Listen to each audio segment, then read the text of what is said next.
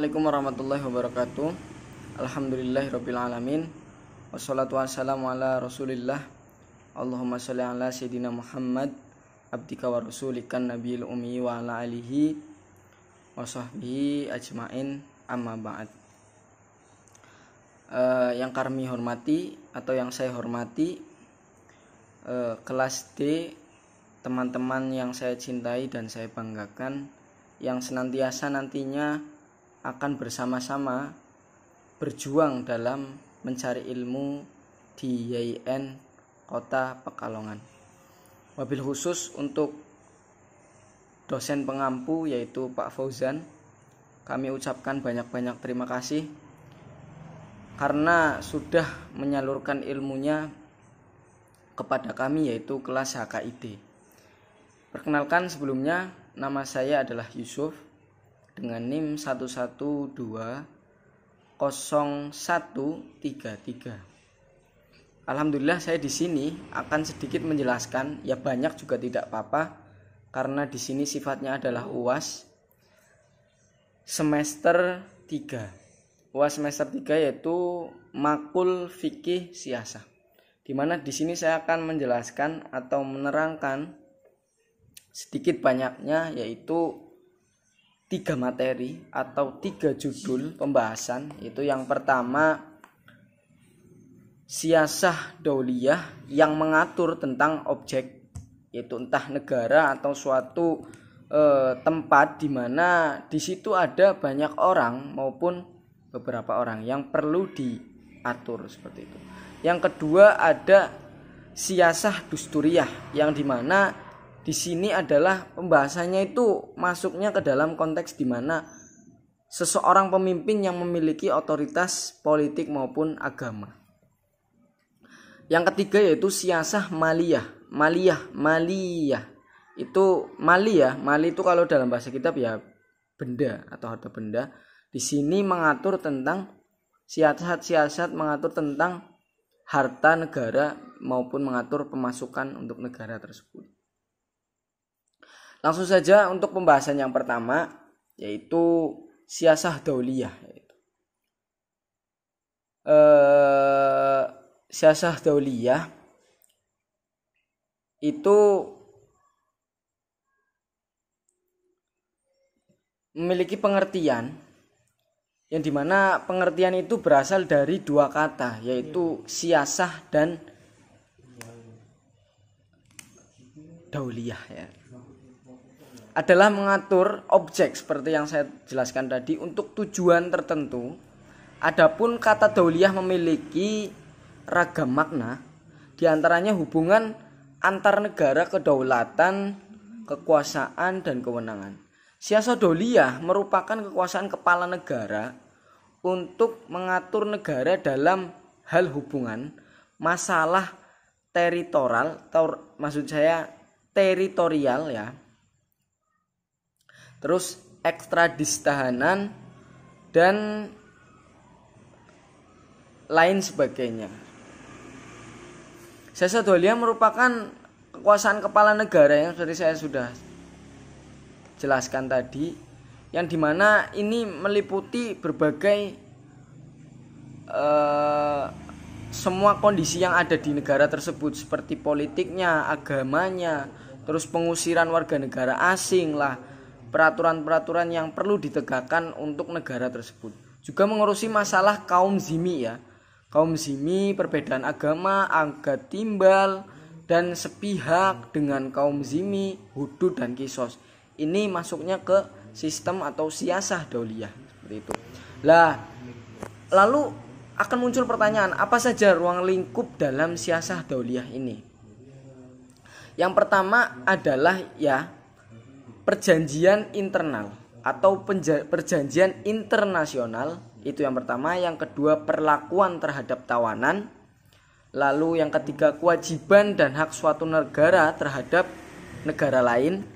Yang keempat adalah aturan peperangan. Yang kelima ekstradisi. Yang keenam pemberian suaka politik dalam keamanan ya khususnya. Yang ketujuh yaitu penentuan situasi damai dalam perang atau penentuan sifat darurat lah bahasanya. Lah, dasar-dasarnya yang pada intinya itu yang saya jelaskan tadi, ruang lingkup ada 7 tersebut itu ya, dauliyah itu apa? Menjelaskan tentang hubungan negara ya. Entah itu negara yang sudah dekat maupun internasional seperti itu. Lah, dasar-dasar siasah dauliyah itu apa saja? Itu ada yang pertama asas kemanusiaan atau kemanunggalan manusianya tersebut yang menegaskan bahwa umat manusia merupakan suatu kesatuan karena sama-sama makhluk Allah yang Islam seperti itu. Nah, untuk yang lain, yang agama lain pun sama dasarnya ya, karena kita sesama manusia di mana kita harus saling mencintai dan saling membantu, itu sudah hal wajar seperti itu dalam suatu negara. Yang dasar yang selanjutnya itu ada asas persamaan, asas keadilan, asas musyawarah, asas kebebasan, asas kehormatan manusia lah, terus asas toleransi lah, asas kerjasama lah. Di semua di situ digambarkan atau dijelaskan oleh siasah dauliyah ini. Nah, pembagian hubungan internasional ya biasanya kan ada itu 2 ya.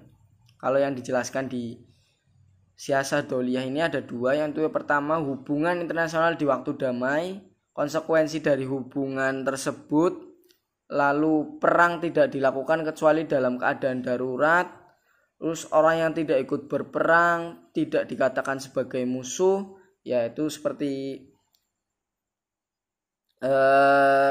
bahasanya apa? Zimmi ya, kafir zimmi sepertinya. Orang bukan Islam namun menghormati Islam seperti itu. Terus yang selanjutnya ada segera menghentikan peperangan apabila salah satu pihak cenderung masuk dalam kategori kecurangan ya. Terus memperlakukan tawanan perang dengan cara manusiawi, tidak seperti pada waktu zaman Jepang ya, yang dimana rakyat Indonesia itu merasakan sulitnya makan, bahkan sampai orang-orang Indonesia khususnya pada zaman dulu itu makan itu sampai bogolnya bogolnya pelapah pisang itu ya, saking tidak adanya siasah dauliyah ini. Jadi memang siasah dauliyah ini memang benar-benar sangat berguna khususnya untuk negara muslim ya, walaupun tidak mayoritas namun jika siasah dauliyah dirasa memang perlu digunakan untuk di negara tersebut ya, ini memang sangat penting dan memang sangat berguna. Karena dalam rincian tersebut memang sudah dijelaskan bagaimana cara kita memperlakukan manusia, tahanan lah, perangnya lah, itu memang sudah dijelaskan. Lalu untuk apa saja sih yang sekiranya ketika sudah dicanangkan atau sudah disebutkan telah peraturan-peraturan tadi, ini ada syarat-syarat tersendiri, yaitu yang syarat yang mengikat perjanjian dalam siasah dauliyah ini adalah sah dan mengikat apabila memenuhi syarat-syarat sebagai berikut. Yang pertama, yang melakukan perjanjian memiliki kewenangan. Yang kedua, kerelaan. Yang ketiga, isi perjanjian tersebut objeknya tidak dilarang oleh syariat Islam. Yang keempat, yang keempat itu tadi ada ada penulisan perjanjian. Jadi ketika sudah disepakati, terus kedua belah pihak sudah tahu isi perjanjiannya apa. Terus yang terakhir, penulisan perjanjian. Lalu untuk yang selanjutnya mungkin ini ya, isi perjanjiannya itu ada etika lah, terus dilarang membunuh anak-anak, dilarang membunuh wanita, orang yang membunuh orang yang sudah tua dilarang, tidak boleh membunuh binatang ternak, terus dilarang mencincang mayat atau mutilasi, dilarang membunuh pendeta atau para pekerja yang tidak ikut berperang, dilarang membunuh pendeta, dilarang membunuh ustadz pasti masuknya ya. Ini kan semua mencakup semua agama, jadi yang seperti itu perlu dijelaskan juga. Untuk bersikap berani, sabar dan ikhlas dalam berperang.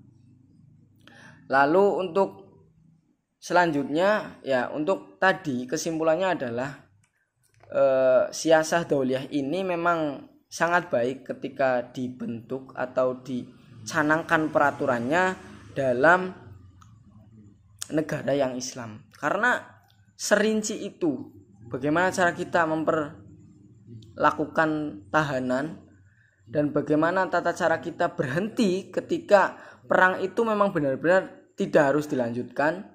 Lalu bagaimana cara kita untuk menghormati, terus tidak membunuh anak-anak, tidak membunuh wanita, tidak membunuh orang yang sudah tua, seperti itu. Memang sangat rinci lah.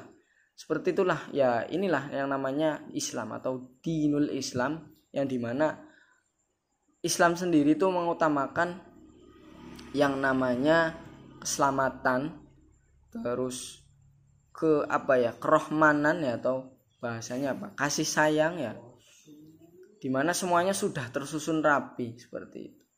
Dalam Islam sendiri kan memang benar-benar agama yang rahmatan lil alamin lah, insyaallah. Yang kedua yaitu siasah dusturiyah,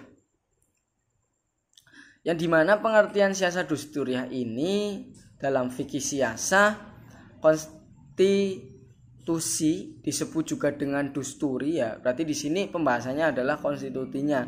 Berasal dari bahasa Persia. Semula artinya adalah seseorang yang memiliki otoritas baik dalam bidang politik maupun agama. Dalam perkembangan selanjutnya, kata ini digunakan untuk menunjukkan anggota kependetaan lah, atau pemuka agama, Zoroaster lah, atau Majusi.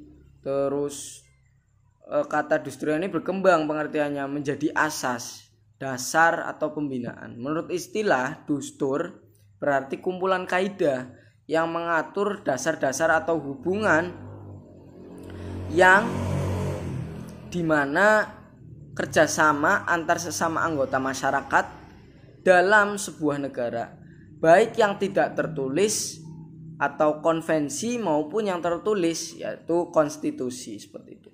Ruang lingkup kajian atau materi siasah dusturiyah ini ya masuknya ke dalam persoalan di mana lingkup pembahasannya persoalan imamah, pemimpin, hak dan kewajibannya, persoalan rakyatnya, statusnya, terus seperti waliul ahdi, persoalan perwakilan persoalan wa ahlul hali wal akudi, persoalan wizaroh dan perbandingan lain sebagainya. Di sini ada penjelasan sedikit, saya akan menjelaskan sedikit yang al-hal wal akdi. Pengertiannya secara harfiah berarti orang yang dapat memutuskan dan mengikat. Terus seperti ahlil hali wal akdi, syarat-syaratnya adil.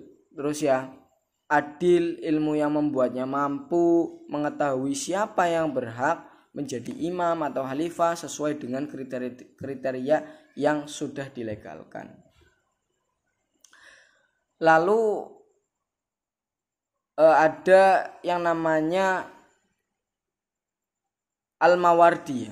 Al-Mawardi ini menjelaskan bahwa di mana proses pemilihan kepala negara ini atau kandidat ini, lalu kandidat ini menjadi pemimpin dianggap memenuhi kualifikasi, kesediaannya tanpa terpaksa. Bila ia bersedia, kesediaannya tanpa terpaksa, ya, maka dimulailah kontrak sosial.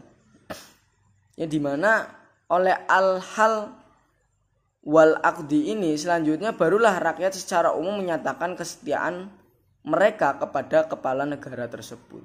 Intinya di sini adalah masalah pemilihannya atau pemilihan, tata cara pemilihan dari kepala negara tersebut atau pemimpin tersebut. Lah, kewenangannya apa saja ketika sudah ada pemimpin? Ya, mengajak pada kebaikan, termasuk dalamnya segala sesuatu perkara umum yang diantaranya adalah menetapkan peraturan yang prosesnya yaitu menggunakan proses musyawarah, ya. Yang menyimpang ya jelas akan memecat dari khalifah tersebut yang dianggap sudah melayani kepentingan umat dan dilakukan secara musyawarah. Memang jelas seperti presiden pun ya seharusnya harus benar-benar bisa yang namanya mengerti suara rakyat dan mau merubah suatu yang sulit agar bisa mudah bagi rakyat. Ya, itu yang kedua, yaitu tentang apa tadi? Dusturiyah ya, tentang dusturiyah. Lalu untuk yang ketiga sendiri yaitu tentang maliyah, atau yang tadi saya sebutkan yaitu tentang pemasukan negara atau harta negara, yang dimana pengelolaan dan pengeluaran uang atau harta milik negara ini memang sudah secara terperinci dan sudah sesuai dengan kemaslahatan umum tanpa menghilangkan hak individu. Ini yang saya tahu dari siasah maliyah ini. Lah, siasah maliyah ini merupakan salah satu bagian terpenting dalam sistem pemerintahan, karena pemerintahan ketika tidak ada uangnya sama saja bohong, sama saja hanya berbicara tentang ini itu, sistemnya begini, caranya begini, dan ini itu, tapi tidak ada dana di situ, yaitu akan menjadi kesulitan tersendiri khususnya bagi semua masyarakatnya. Nah, dalam hal ini sumber keuangan negara yaitu dicakup atau seperti zaman Rasulullah, yaitu ya melewati zakat lah. Nah, kalau di Indonesia itu melewati pajak ya, pajak motor, mobil, rumah dan lain sebagainya, seperti itu. Seperti ketika Nabi menetapkan bahwa masih berada di kota Mekah, khumus al-ghanaim kalau nggak salah ya, harta ghanimah ya, atau jamak. Ghanimah ini adalah harta yang diperoleh orang Islam melalui peperangan, yang dimana harta ini nanti masuknya ke dalam sistem pemerintahan, seperti itu. Itu pada zaman Rasulullah. Lah, pengeluaran dan pembelanjaan negara, yang jelas kegunaan dari harta ini adalah memberantas kemiskinan ya. Terus pembangunan hukum, pembangunan pendidikan, agar terciptanya fasilitas sosial yang memang sudah mapan bagi taraf masyarakat. Pendidikan itu hal yang sangat penting bagi rakyat, itu sudah mutlak, syarat mutlak bagi peningkatan kualitas sumber daya manusia atau SDM manusianya khususnya di negeri ini ya. Sehingga wujud perhatian pemerintah itu tersalurkan dapat dilihat dari berapa besar dana belanja negara ini untuk kepentingan sektor tersebut, seperti pendidikan, kesehatan, ilmu pengetahuan, terus sumber daya manusianya, terus